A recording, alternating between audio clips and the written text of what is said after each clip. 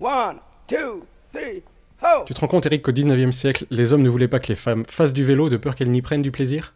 Prennent du plaisir à faire du vélo. Mais non, les filles, elles, c'est plutôt genre à faire du shopping, aller chez le coiffeur, tu vois, à faire la vaisselle, toi, des trucs de filles. C'est là, elles prennent du plaisir. Ok, dépêche-toi de sortir avant que les femmes arrivent.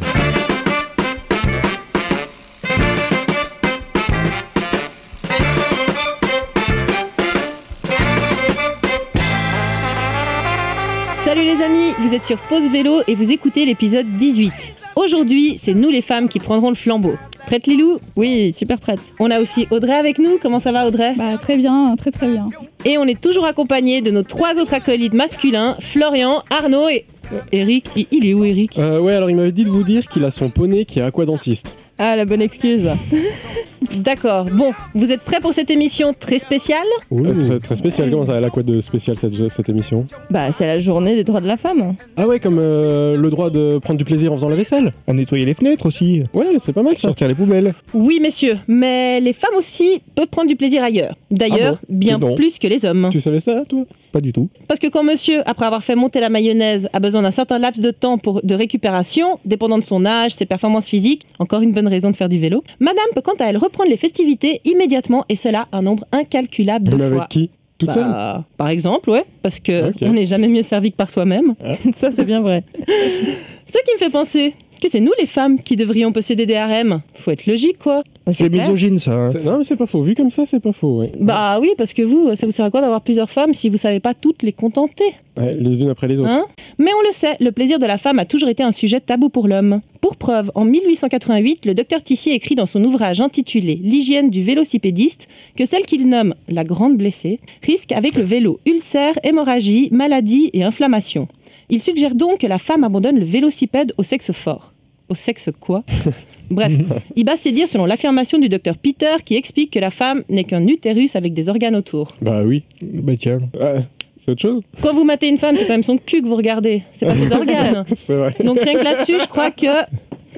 Donc en 1903, le docteur Déméniot rajoute une couche lorsqu'il décrète que pour les femmes, le vélocipède sera toujours un appareil peu recommandable, une machine à stérilité. Pardon, rien que le mot il me... Mais dans le fond, qu'est-ce qui inquiète vraiment ces hommes? L'histoire nous avait jusque-là prouvé que notre santé physique et mentale ne les importait peu. Serait-il donc possible que ceux-ci craignent que nous prenions notre pied et dire que ces gens-là font des études? Un autre grand visionnaire, le docteur Ophuloel, répond à cette question en écrivant, je cite, « La femme grisée par le grand air, la vitesse, s'abandonne peu à peu à l'excitation ressentie, à la sensation de jouissance spéciale qui est peut-être la cause du plaisir éprouvé par elle sur une balançoire, sur les montagnes russes, plaisir qui souvent la conduit jusqu'à la volupté. Si j'avais su, j'irais un peu plus souvent à la place de jeu. Docteur Ophuloel, quel manque de confiance en vous. Si votre zizi était si petit, vous n'aviez qu'à vous rabattre sur votre langue. C'est facile de casser du mort, quand même. Et on est quoi là? C'est la journée de la femme ou c'est la Saint-Vélotin? C'est la journée de la femme où on remet les choses en place. C'est chaud. Car les hommes de cette époque et des suivantes souffrent a priori d'un sacré complexe. Ils arrivent même à reprocher à la petite reine de détourner les femmes de leur devoir conjugal. Il paraîtrait que par le frottement du clitoris sur la selle, la femme pourrait éprouver un plaisir sexuel, une effervescence, une excitation lubrique et un accès de folie sensuelle. Bref, le vélo de folie sensuelle. De folie, pardon, j'ai compris felu. Bref, le vélo est une menace. D'ailleurs, une bonne raison de faire du vélo, mesdames. Heureusement. Toi qui disais que vous pouviez vous envoyer en l'air plusieurs fois de suite, donc après, une fois que tu avais fini avec un homme, tu fais du vélo. Ça se pourrait. Heureusement, de nombreuses femmes ne se laissent pas faire, et voyant que celles-ci ne souffrent d'aucun mal particulier, les scientifiques se voient bien obligés d'abandonner leurs idées. C'est comme ça que gentiment les femmes gagnent en liberté. Cette nouvelle pratique a également permis aux femmes d'adopter un nouveau style vestimentaire. Les corsets sont jetés par-dessus bord et les jupes raccourcies. Enfin, la femme respire. Une question se pose dès lors en 1896, lequel de la jupe ou du pantalon est meilleur au triple point de vue de la beauté, de l'hygiène et de la correction? Critère extrêmement important, bien sûr. Sarah Bernhardt y répond en affirmant « Je crois que la bicyclette est en train de transformer nos mœurs plus profondément qu'on ne semble en général s'en douter. Toutes ces femmes, toutes ces jeunes filles qui s'en vont dévorant l'espace renoncent pour une part notable à la vie intérieure, à la vie de famille. » Cette nouvelle tendance ne va pas s'en déplaire aux hommes, mais un certain Georges Montergueil écrit, je cite, « La bicyclette a créé un troisième siècle. » Un troisième sexe, pardon. Ce n'est pas un homme que se passant en culotte bouffante, le mollet libre, la taille dégagée et coiffé d'un canotier. Est-ce une femme? Le pied hardi, la démarche vive, les mains dans les poches, vacant à son gré et sans compagnon, s'attablant aux terrasses, les jambes croisées, le verbe oser, c'est un bicycliste. Quand même, on peut le dire, le vélo a marqué l'émancipation des femmes et de tout mon cœur, je lui dis merci. La bataille n'est pas gagnée, car il existe encore trop de pays où la femme n'est toujours pas autorisée à rouler à vélo. Mais quand je lis ça, je me dis, on en a fait du chemin quand même. Alors mesdames, n'hésitez plus. Pour lutter contre les injustices faites aux femmes et braver les autorités, je n'ai qu'un conseil à vous donner, tout à vélo. Puis le chemin que vous avez fait, vous l'avez fait à vélo en plus. Exactement, on a pu profiter du paysage. Si je te suis bien, Kika, ça veut dire que c'est quand les jupes se sont raccourcies que les hommes ont autorisé les femmes à faire du vélo. Pour les suivre, pour les regarder. C'est D'accord. coquin, ça. Mais là, ce que tu dis à la fin, moi, ça me fait penser à un film que j'ai vu il y a 2 jours, en fait, que j'ai regardé exprès pour l'émission. Et je crois que Kika, Lilou, tu voulais nous en parler? Oui, c'est le film de Wajda, je pense que tu as vu, n'est-ce pas, Arnaud? Oui, tout à fait. Alors, Wajda, ça s'écrit W-A-D-J-D-A. Exactement, qu'est-ce que tu l'appelles bien? Voilà, et en arabe, tu nous l'appelles aussi. J'ai beaucoup aimé ce film, c'est l'histoire d'une petite fille, Wajda, qui a 8-9 ans, qui vit en Arabie Saoudite. Comme toutes les petites filles de son âge, elle vit dans une société où le clivage homme-femme est très important. Les femmes sont voilées quasi intégralement, doivent pas rire ou parler trop fort pour pas déranger les hommes, pas être vues des hommes. Heureusement pour elle, la petite Wajda est tombée sur une famille plutôt progressiste. Même si sa mère respecte bien tous les usages, elle dit souvent à sa fille qu'elle ne la mariera pas de force, et son père a l'air plutôt cool. Faut dire que Wajda est plutôt un peu rebelle, surtout par rapport à tous les codes religieux. Du coup, Wajda vit comme toutes les petites filles de son âge. La journée, elle va à l'école coranique, école pour les filles, évidemment. Et le soir, elle rentre à la maison où elle retrouve sa mère et son père quand il n'est pas occupé à organiser son second mariage. Société polygame oblige, on en parlait juste avant. C'est ça, mais il n'y a pas que le contexte du vélo, en fait. Il y a tout le contexte du traitement de la femme dans ces pays musulmans, moi, qui m'a un peu choqué. Tout à fait, oui. Je trouve qu'on le découvre bien dans ce film. Ouais. Voilà, j'en parlerai après. Voilà, dans ses activités, le week-end, Wajda, elle joue dehors avec son petit voisin qui a un vélo. Et évidemment, la fillette, elle rêve que d'une chose, c'est en avoir un à elle pour faire la course avec lui. Simplement, voilà, la société saoudienne, c'est une de ces sociétés où on fait comprendre aux petites filles que le vélo, c'est pas pour elles. Enfin voilà, c'est vraiment pas une activité pour les filles.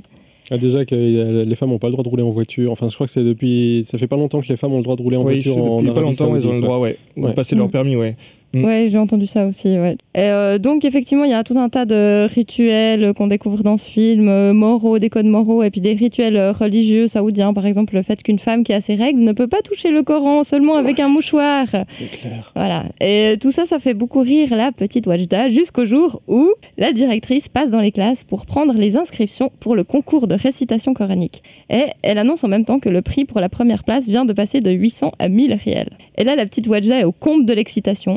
Quelques jours plus tôt, elle avait repéré une bicyclette chez un marchand, mais la bicyclette coûte 860 rials, que la pauvre Wajda a bien de la peine à rassembler en vendant des petits bracelets brésiliens à 2 rials à ses copines de préau. Du coup, elle voit la bonne aubaine, elle s'inscrit au concours. Sauf qu'elle n'avait pas été très assidue à l'étude du Coran jusqu'à ce jour. Ouais, elle est assez rebelle. Ouais, là, c'est rebelle. Du coup, il y a du boulot. Elle se donne à fond, elle s'achète un jeu vidéo pour réviser le Coran, elle va à tous les cours de psaumes. Le petit voisin lui prête de temps en temps son vélo pour l'encourager. Arrive le jour du concours. Alors attention, gros spoiler. Bon, je n'ai pas trouvé que c'était un film avec beaucoup de suspense. J'avais quand même, je dois dire, j'avais deviné la fin. On se doutait de la fin. On se doute de la fin, mais je vous avertis quand même, gros spoiler à partir de là. Attention. Donc arrive le jour du concours. La petite camarade de Wajda, qui était la concurrente un peu sérieuse, elle a un blanc énorme au moment de psalmodier les versets du Coran. Du coup, Wajda prend confiance, psalmodie ses versets à la perfection et reçoit sans surprise la première place. Et là, la directrice vient demander sur scène à Wajda ce qu'elle va faire de l'argent. Et la petite répond qu'elle va s'acheter un vélo. Grave erreur. La directrice, qui est une femme très stricte sur les règles religieuses, trouve cette idée totalement ridicule. Elle dit à Wajda, c'est pas raisonnable ça. Ce serait beaucoup mieux de faire un don à nos petits amis de Palestine. Voilà, exactement. D'ailleurs, nous allons faire ce don en ton nom. Du coup, la pauvre Wajda est dégoûtée. En sortant, elle croise le petit voisin qui comprend pas de l'avoir si déçue. Il lui demande mais t'as gagné le premier prix, où est ton argent? Puis elle lui répond il est en Palestine. Du coup, lui, il est trop chou, il la voit tout triste. Il lui dit t'inquiète, je te prêterai mon vélo autant que tu veux. Et là, elle répond encore plus triste non, moi ce que je voulais c'était faire la course avec toi. Et te battre. Et te battre. Exactement. Du coup, elle rentre et c'est vraiment une sale journée pour Wajda parce qu'elle est dépitée de ce qui lui arrive. Et quand elle arrive à la maison, sa mère, elle est pas là. Elle croise juste son père qui se prépare à se rendre à son second mariage. Du coup, à la maison, elle s'endort toute seule sur le canapé. Et quand elle se réveille, elle voit les habits de sa mère sur le lit. Du coup, elle sait qu'elle est là, elle la rejoint sur le toit. Et la mère, elle est dans tous ses états parce que son mari est en train d'épouser une seconde femme. Et elle dit aussi à Wajda, t'aurais pas dû dire à la directrice que tu voulais un vélo, voilà. Ouais. Et là, elle lui dit, de toute façon, ma fille, on n'a pas besoin de ces filles et de leur argent. Moi, j'ai plus que toi au monde et j'aimerais que tu sois heureuse. Et là, la mère, elle se déplace lentement sur le toit, elle allume la lumière et tada, le vélo tout neuf. Voilà, le beau vélo vert dont Wajda rêvait, l'attend là. Et alors, elle a enfin pu faire sa course ? Bah ouais, le lendemain, le premier truc qu'elle fait, c'est aller chercher son petit voisin pour faire la course. Et je veux pas dire, mais elle le largue complètement. On le voit même pas arriver. Moi, je l'attends toujours, le gars. Il disparaît complètement, on ouais. sait pas où il est passé. Exactement. C'est qu'une histoire de compétition homme-femme, en fait, ce film. Et la femme gagne. Voilà. Et en plus, ça, bravo. Voilà, c'est pour ça qu'on voulait pas les laisser monter à vélo, tu vois, en 1900 et quelques. Oui, elles allaient voir ailleurs, en plus, avec les vélos. On ne pouvait plus les garder à la maison. En plus. Mais c'est impressionnant quand même dans ces pays musulmans, quoi. Moi, je me rendais pas compte en choisissant ce thème du vélo et de la femme, enfin une journée spéciale pour la femme, je me suis pas rendu compte que c'était un tel combat pour les femmes, en fait, pour faire du vélo. Pour moi, de mon point de vue européen de base, pour moi, une femme, ça peut faire du vélo, quoi. Je me doutais pas qu'il y avait un tel combat qui s'est fait avant, quoi. Alors, je sais plus où c'est, je crois que c'est en Arabie Saoudite ou peut-être en Égypte, mais j'ai vu que dernièrement, c'est sorti dans la presse, dans les médias, il y a des femmes qui s'organisent pour aller courir, parce qu'aussi, il n'est pas très correct dans ces pays musulmans pour une femme d'aller courir. Oui. Donc, comme elles ont envie de faire du sport, quand même, elles s'organisent et elles sortent avant le lever du soleil pour aller courir en groupe. Ouais. Bien sûr, donc, parce qu'elles doivent rester couvertes. Elles doivent rester couvertes et du coup, bon, c'est pas pratique pour courir. Et puis voilà, du coup, elles vont courir avant le lever du soleil pour éviter les regards masculins et puis elles en prennent des petites impasses, des petites allées. Voilà, donc peut-être à vélo, ça peut se faire aussi pour ces femmes-là. C'est vrai que même si aujourd'hui en Occident, nous pouvons rouler librement à vélo, c'est vraiment pas le cas partout. En Afghanistan, par exemple, le vélo est une pratique exclusivement réservée aux hommes, car jugée immorale pour les femmes. Heureusement, un petit groupe de femmes a osé braver cet interdit, équipées de colons longs et le foulard coincé sous leur casque. Elles s'entraînent chaque semaine dans les rues de Kaboul avec un ancien champion de cyclisme. Cela n'est pas sans conséquence. Victimes de menaces, de jets de pierres et de fruits à leur passage, ces guerrières n'abandonnent pas et poursuivent leurs rêves. Non mais tu te rends compte.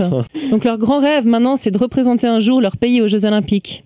Une première victoire en 2013, elles ont participé pour la première fois au championnat d'Asie de cyclisme. Mais c'est pas gagné, quoi, parce que t'imagines, tu roules dans les rues, puis tu te prends des cailloux, des fruits, enfin c'est... En plus voilé et tout, ça doit pas être confortable non plus pour pédaler, quoi. Le foulard, c'est pas contre la pollution, non? C'est pas comme en Chine. il est pas devant la bouche. C'est pas ça. Enfin, quoique. Et en Iran aussi, la pratique du vélo par les femmes, ça fait également polémique. Et en 2016, afin de lutter contre la pollution, les autorités iraniennes, elles ont lancé une campagne incitant les habitants à rouler à vélo tous les mardis, ce qui est une très bonne idée sur la base, mais l'initiative, elle a été très bien reçue par les Iraniens, qui ont été nombreux à rouler à vélo le mardi, mais dans la ville de Marivan, cette réussite n'a pas été vue d'un aussi bon œil, car justement les femmes ont participé à cette initiative, à cette campagne. Ben oui, pourquoi pas. Et ça a été très mal perçu. Certaines d'entre elles ont même été arrêtées, puis libérées quelques heures plus tard, après qu'un frère ou leur père ait été convoqué et que ladite femme, mais attendez, se soit engagée par écrit qu'elle ne ferait plus jamais de vélo dans un lieu public. Non, c'est Donc, mais c'est une ville seulement en Iran, quand même. Oui, alors une ville en Iran. Les autres villes, il n'y a pas eu polémique, mais après... Il y a eu des femmes qui ont roulé dans les autres villes. Oui, tout à fait. C'est vraiment la ville qui elle, a réagi vraiment fortement. C'est peut-être d'ailleurs à cause de son imam, Mamousta Mostafa Shirzadi, qui dit que la femme ne devrait pas faire de vélo car ce serait contraire à l'islam. Donc je me suis renseignée et on ne parle pas de vélo dans le Coran. Hein. C'était pas actuel. Hein. Mais il était pas vélo.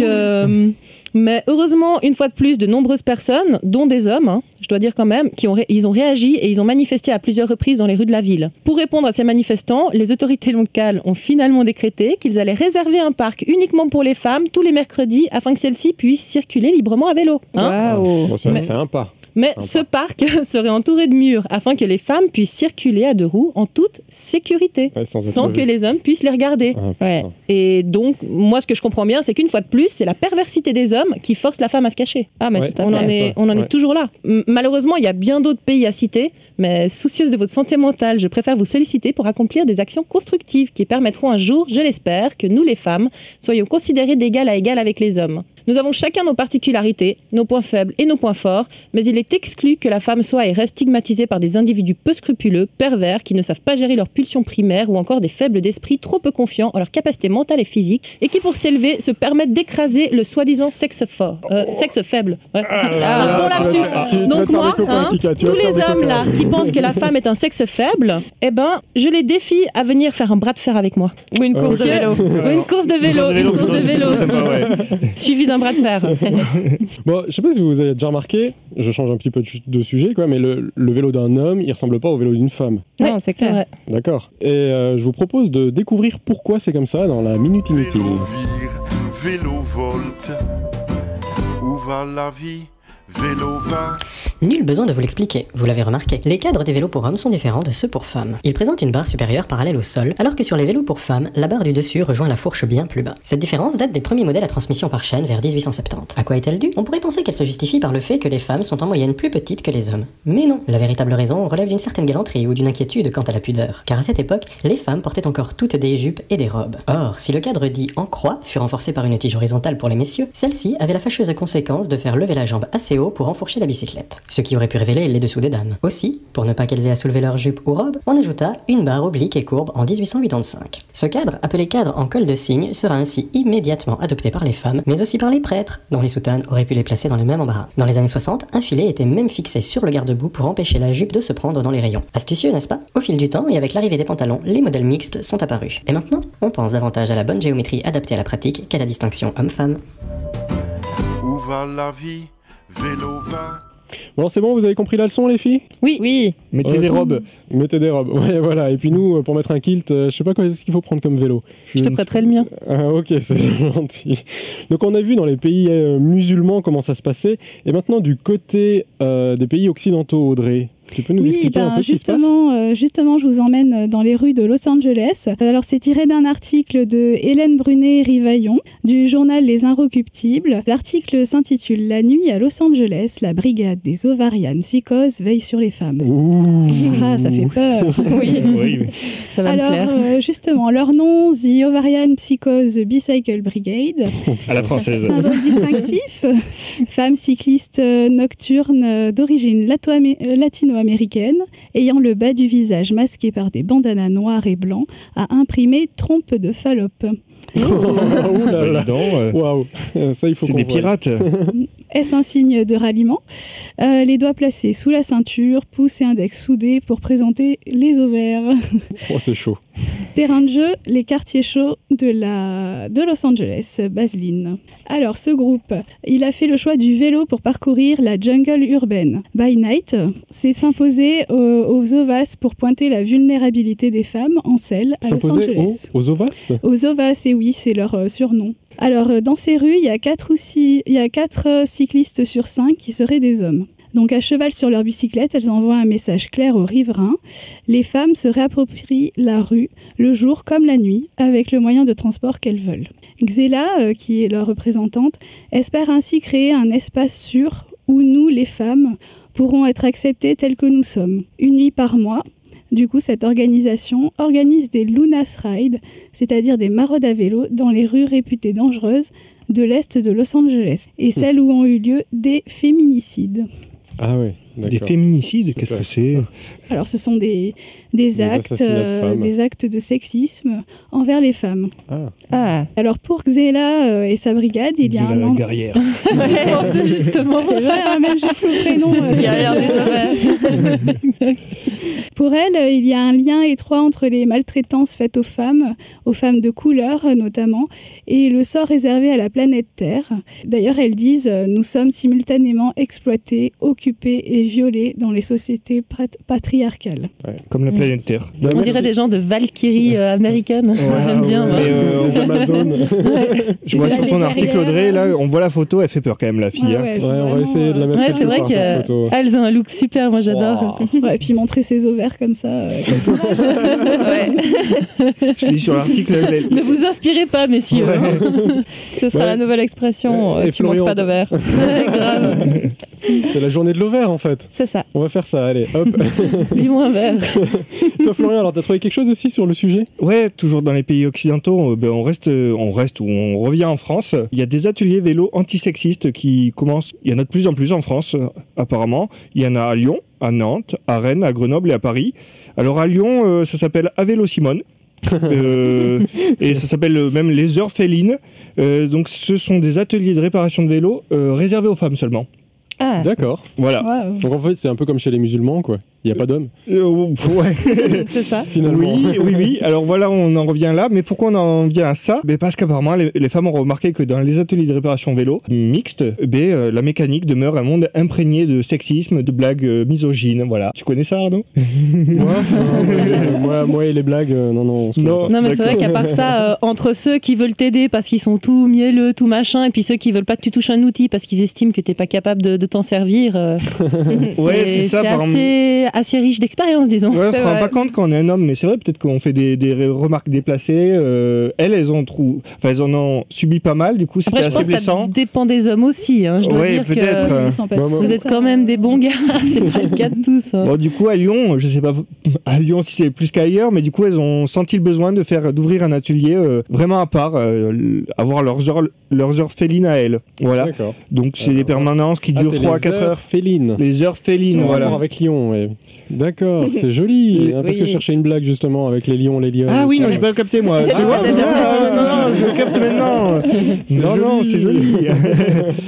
Donc voilà, ces permanences durent 3 à 4 heures. Elles commencent par un petit cours de mécanique d'environ 15 minutes. Ça se poursuit par un temps de réparation, et se termine par un temps de discussion autour d'un verre et d'un pique-nique. Voilà. Les femmes aiment boire aussi. Il y a pas un verre. Voilà. Alors, on a le témoignage de Marine qui dit il y a plus d'entraide et moins d'attente sur la réparation en elle-même. L'ambiance est différente. Elle cite aussi, elle trouve aussi que dans Lyon, en faisant du vélo dans Lyon, elle cite cet exemple. Ça, c'est Marine Jousse qui dit quand je monte la colline de la Croix-Rousse à vélo, je me fais régulièrement applaudir, ce qui n'arrive pas aux hommes, par exemple. Tu m'étonnes. Donc, des comportements sexistes, il y en a aussi en France. Il n'y a pas besoin d'aller dans les pays musulmans. T'as des statistiques parmi tous ces vélos réparés, il y en a combien qui sont encore en état de rouler? Ah bravo, voilà. Donc c'est pour éviter ce genre de blagues qu'elles ont créé un atelier. Précisément. Donc tu seras exclu, du coup. Voilà. Tu vas sortir avec Eric. Mais il y en a de plus en plus, ça se développe. Voilà, je disais à Strasbourg, à Rennes, Grenoble, Paris, il y en a de plus en plus. Ça serait bien qu'à terme quand même, on fasse à nouveau des ateliers mixtes et que les hommes soient un peu moins misogynes et Moi, je fassent moins de réflexions qui déplacées. m'apprend à bricoler en fait. Ah peut-être, un jour. Ça serait pas mal. C'est trop subtil. Donc voilà, ça c'était un article que j'ai glané dans la revue Silence, une revue de Lyon justement, et écrit par Guillaume Gamblin. Voilà. D'accord, on mettra les liens sur le site en France, internet, je pense. Ça serait pas mal. Si ça t'intéresse, Arnaud, moi j'ai une mécanicienne pour mon vélo. C'est vrai. Ouais, c'est une fille qui s'occupe de mon vélo. Pour ton électrobike. Oui. Waouh. C'est la classe, hein. Et puis elle est stylée, la fille, je te le dis. D'accord, tatouée et tout. Ouais, et puis elle en connaît bien plus que tous les hommes sur les vélos. Ah, ça c'est bien. C'est bien, mesdames, bricolez. Je vous propose d'écouter un petit peu d'histoire. Eric est parti, mais pas bien loin. Il nous a quand même préparé une petite chronique. Un peu d'histoire. En 1896, la militante des droits des femmes américaines Susan B. Anthony eut ce mot. La bicyclette a fait plus pour l'émancipation des femmes que n'importe quelle autre chose au monde. Je persiste et je me réjouis chaque fois que je vois une femme à vélo.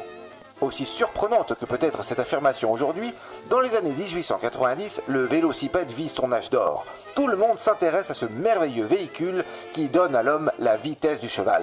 Ce sont les femmes des milieux aisés qui, les premières, vont enfourcher une bicyclette. Elles ne testent pas la draisienne, cet ancêtre du vélo qui existe depuis 1817, elles vont attendre l'invention de la pédale et des pneumatiques dans les années 1860. Là, le vélo devient l'accessoire à la mode, le signe de l'élégance. Une véritable vélocipédomanie s'empare des milieux huppés de la capitale. Dans cette France du Second Empire où Victor Hugo publie tout juste Les Misérables et où Haussmann façonne l'architecture du Paris d'aujourd'hui, le vélo est associé à un idéal de modernité. Les Parisiennes font du vélo au Bois de Boulogne ou dans les manèges et lisent le Vélocipède illustré. Cette revue arbore d'ailleurs en première page une illustration de femmes à vélo, en tenue d'homme, faisant voler au vent le drapeau du progrès. Cette liberté de pédaler n'est pourtant pas gagnée d'avance. Faire du vélo n'est pas tout à fait une chose convenable pour une femme à l'époque. Dès les années 1880-1890, qui voient la naissance de la bicyclette moderne, plus confortable et plus accessible, l'usage se répand. Et seules sur leur vélo, les femmes se dérobent à la surveillance des hommes, découvrent une nouvelle liberté de circulation et peuvent parcourir des kilomètres en quelques coups de pédale. À la tribune du Congrès féministe de Paris en 1896, Maria Pognon porte un toast à la bicyclette égalitaire et niveleuse par laquelle se fera l'émancipation de la femme. Parce que l'usage du vélo est en avance sur les lois, les femmes pédalent d'abord encore serrées dans des corsets, embarrassées par des robes longues. Pour être plus à l'aise, elles raccourcissent leur jupe et adoptent le bloomer, sorte de culotte bouffante, pour éviter que les plis de tissu ne se prennent dans les roues. Ce changement est si profond qu'il va être enregistré par la loi. 2 circulaires en 1892 et en 1909 autorisent le port du pantalon. Et ce, seulement si la femme tient par la main un guidon de bicyclette. La bicyclette, si elle n'a pas inventé le port du pantalon, autorisé aussi à cheval, l'a accéléré et répandu. Ainsi, les femmes enfourchent leur vélo, bravent les autorités morales ou religieuses et font à chaque coup de pédale un peu plus tomber les barrières des inégalités.